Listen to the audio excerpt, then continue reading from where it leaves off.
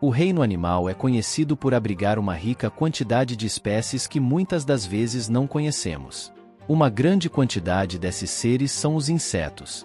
Esses pequenos provam que tamanho não é documento, já que podem possuir uma das mais perigosas picadas, seja por sua intensa dor ou por ser transmissoras de doenças, podendo até matar sua vítima. E hoje iremos ver os 10 insetos mais perigosos do mundo.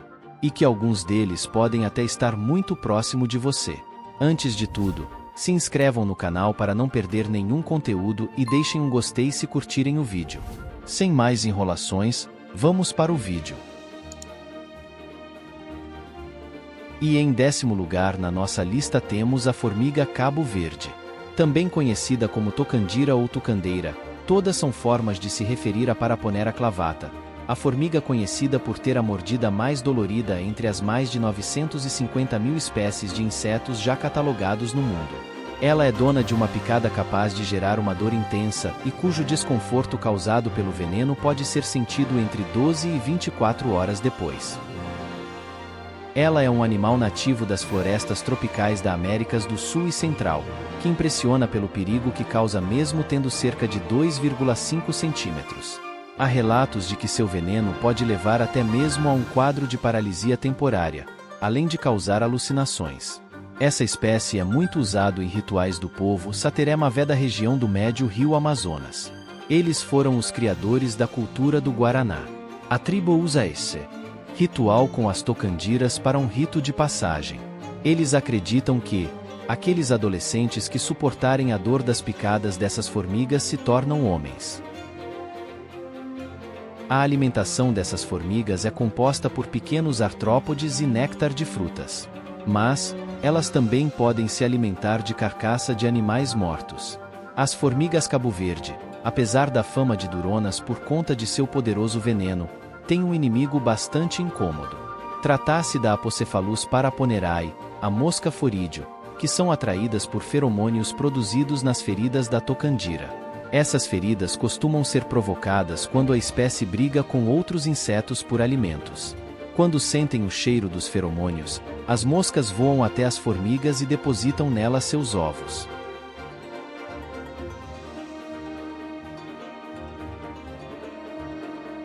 Em 9º lugar, temos a Oestridae, também conhecida como mosca varejeira, mas especificamente falando da sua fase larval, que pode ser um perigo para nós. O grande problema é seu ciclo de vida. Para que se torne adulta é preciso que sua larva se alimente de tecido de animais de sangue quente. Isso inclui os seres humanos como um dos seus pratos preferidos. Assim que se torna adulta, seu principal objetivo é se reproduzir o quanto antes. Mas a pergunta que fica é: como que as larvas chegam até nós? As fêmeas dessa espécie procuram por outros artrópodes que se alimentam de sangue como carrapatos e mosquitos, por exemplo, para que funcionem como carona para seus ovos.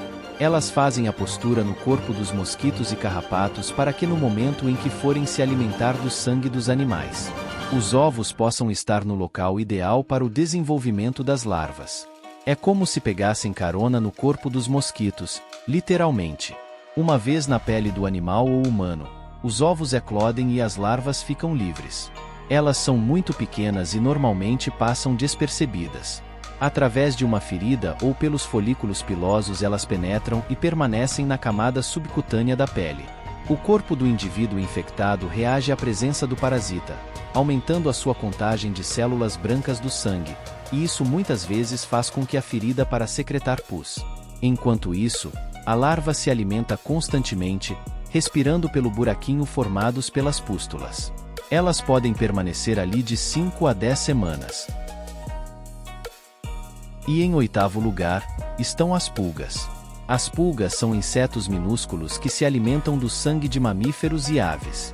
Elas não possuem asas e chegam até o hospedeiro através do pulo, que pode atingir mais de 40 centímetros de distância. São encontradas em locais onde há a presença de animais domésticos ou outros, como roedores. Pulgas podem representar um sério problema de saúde, sobretudo para os animais. Pela mordida, são capazes de causar coceira, perda de pelo e infecções. Elas também são transmissoras de doenças para os humanos. A peste bubônica, por exemplo, que dizimou milhões de pessoas ao longo da história, é uma doença transmitida por pulgas infectadas pela bactéria Yersinia pestis. As pulgas têm 4 estágios de vida: ovo, larva, pupa e adulto. O tempo de cada fase de vida dos sifonapteros varia de acordo com a espécie. A tungíase, conhecida como pulga da areia, bicho do pé, pulga de bicho ou bicho do porco, é provocada pela Tunga penetrans. É a menor espécie de pulga que se tem notícia, com 1 milímetro de comprimento. Esse ectoparasita ataca humanos e suínos. Muitas pessoas já tiveram a dolorosa experiência de precisar tirar o bicho do pé, depois de passar as férias no litoral. Em 7º lugar temos a formiga lava-pés. São assim conhecidas por causa dos seus hábitos agressivos e pela ferroada dolorida. Estas formigas tipicamente constroem formigueiros expostos feitos de terra, e reagem de forma agressiva e em grandes números quando são perturbadas.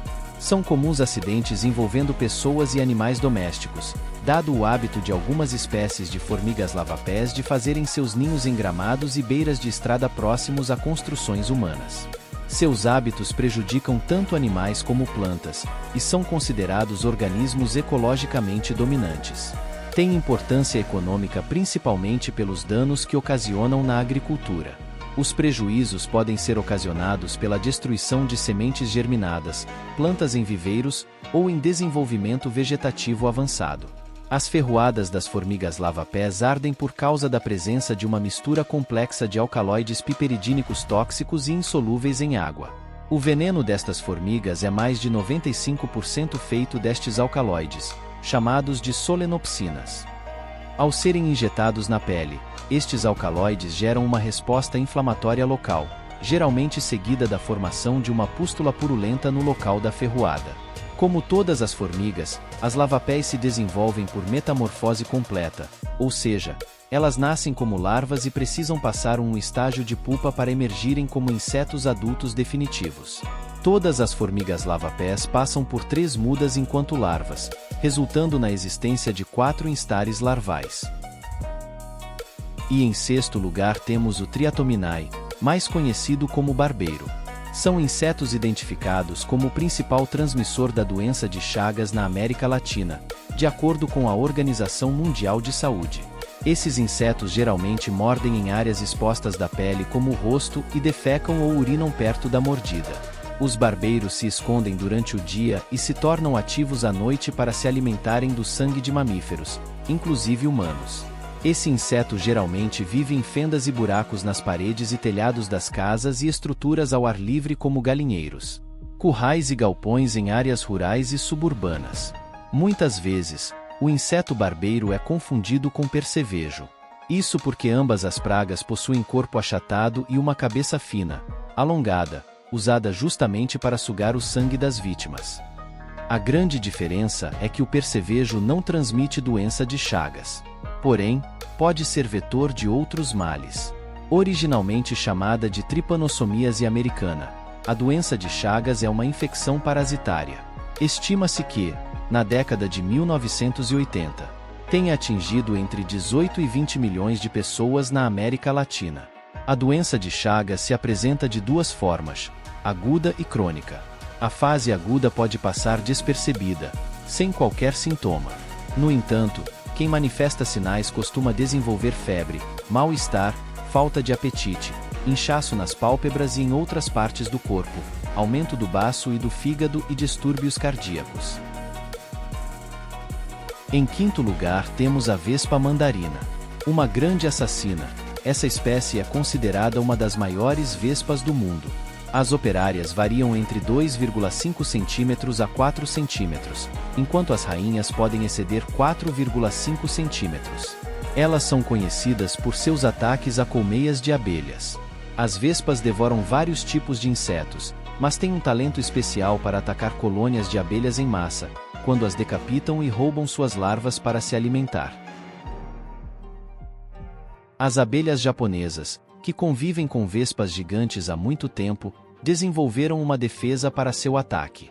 As abelhas vibram seus músculos de voo, fazendo com que a temperatura da bola de abelhas, chegue aos 46 graus Celsius, dessa forma cozinhando as vespas até a morte e as sufocando com dióxido de carbono. Este tipo de estratégia pode ser enquadrado na chamada corrida armamentista evolutiva, quando as espécies desenvolvem adaptações e contra-adaptações. Pessoas ao serem picadas relataram uma dor intensa, e o pesquisador Shunichi Makino diz que a sensação é como ser apunhalado com uma agulha incandescente. A toxicidade do veneno da vespa mandarina, e de muitos de seus parentes próximos, é considerável. É superior à toxicidade da maioria dos outros insetos. O veneno contém acetilcolina e histamina, que causam dor e inchaço, além de substâncias químicas chamadas quininas, que dilatam os vasos sanguíneos. Em quarto lugar, temos a mosca tsetse. Esse nome tem como origem nas línguas manto da África Equatorial. Estas espécies transmitem Trypanosoma brucei, o tripanossoma causador da doença do sono.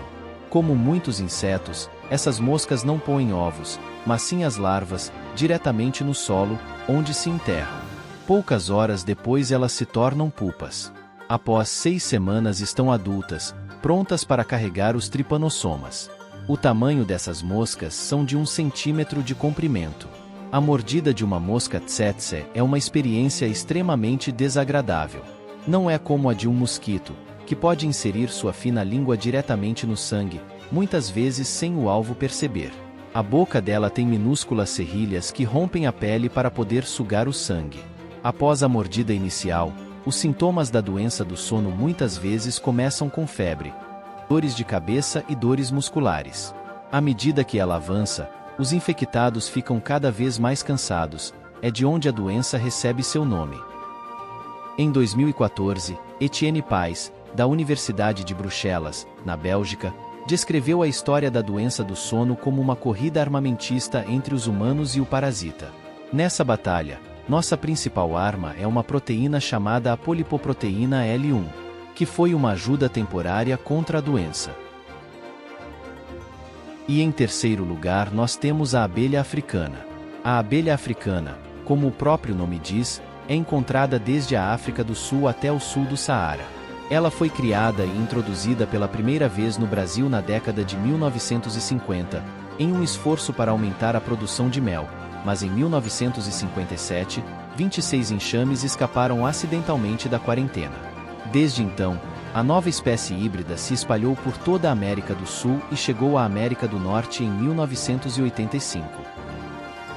As abelhas africanizadas geralmente são muito mais defensivas que as outras espécies de abelha e reagem a perturbações muito mais rapidamente do que as abelhas ocidentais.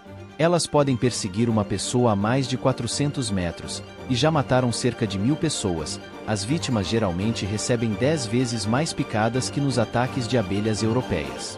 Elas também já foram responsáveis por matarem cavalos e outros animais. Em apenas um caso de morte depois do ataque em massa, para se ter ideia, foram contados mais de 8.000 dardos em uma só vítima, cerca de 10 dardos por centímetro quadrado. Uma ligeira batida na colmeia basta para deixá-las furiosas. Quanto maior for a temperatura, mais agressivas se mostram e só se acalmam depois de 30 minutos ou mais, enquanto que a abelha europeia se acalma em 3 minutos. Coletam mais mel e pólen que suas primas. Ao observar sua entrada no alvado da colmeia, percebemos que não caminham, e sim entram e saem voando. A postura da rainha vai de um lado ao outro no favo. Sem alimentos, as abelhas europeias morreriam dentro da colmeia, mas as africanizadas saem em busca de sobrevivência. E em segundo lugar, nós temos mais uma formiga, a Dorilus.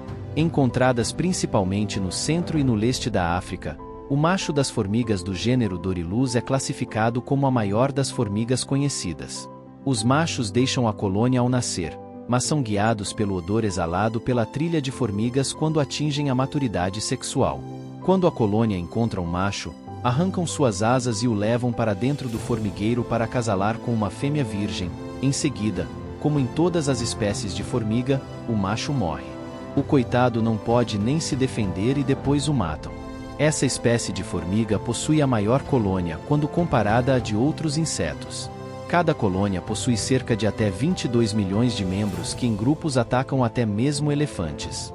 Uma única picada desse inseto causa feridas consideravelmente grandes e doloridas, isso porque elas possuem mandíbulas bastante fortes. A doriluz não chega a matar um humano, mas pode matar outras espécies de animais. Mas isso não muda o fato de serem perigosas em um ataque em grande número. Estas espécies realizam enormes ataques em enxame ao longo do solo e da vegetação rasteira com centenas de milhares de trabalhadores cegos e polimórficos para caçar uma grande variedade de táxons de presas em grandes quantidades. Se você avistar uma grande quantidade dessas formigas, não tente incomodá-las para não ser atacado por elas. E em primeiro lugar estão os mosquitos, os maiores transmissores de doenças do mundo. Eles são os responsáveis por mais de 1 milhão de mortes a cada ano que passa. Eles transmitem a malária, dengue, febre amarela, encefalite, zika vírus e vírus do Nilo Oeste. Apenas as fêmeas vão até as vítimas para poder se alimentar para o desenvolvimento dos seus ovos e injetar a doença que ela carrega.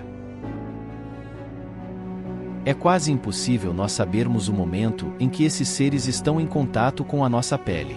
Pessoas diferentes podem ter experiências completamente distintas com mosquitos. De fato, algumas pessoas podem ser picadas e outras podem não perceber a presença deles, mesmo quando compartilham o mesmo espaço. Cada mosquito vive em torno de 30 dias, e a fêmea pode colocar até 200 ovos.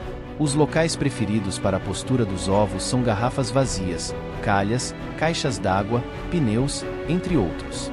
O controle de mosquitos é questão de saúde pública. Por isso, nos meses que ocorrem a mais alta incidência dos insetos e de casos de doenças relacionados a eles, o Ministério da Saúde faz campanhas nacionais para conscientizar a população sobre os cuidados para evitar mosquitos como o Aedes aegypti.